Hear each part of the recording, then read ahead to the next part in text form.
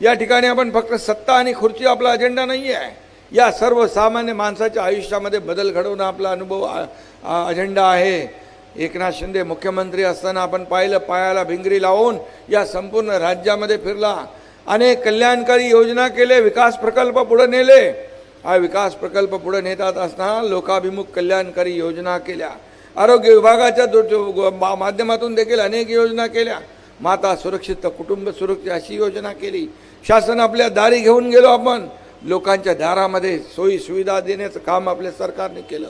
अशा अनेक योजना, सिंचनाचे प्रकल्प असतील, अनेक योजना आपण राबवण्याचं काम केलेलं आहे. आणि म्हणूनच लोकांनी त्या कामाची पोचपावती निवडणुकीमध्ये दिलेली आहे. अगदी शेवटपर्यंत माझ्या लाडक्या बहिणी इकडे दिसत आहेत, भाऊ दिसत आहेत. आणि मी नेहमी सांगतो, ज्या उमेदवारांच्या मागे महिला, त्यांचा मतपेटीत नंबर पहिला असं लागतोच, आणि त्यांच्या बाजूला भाऊ आहेत.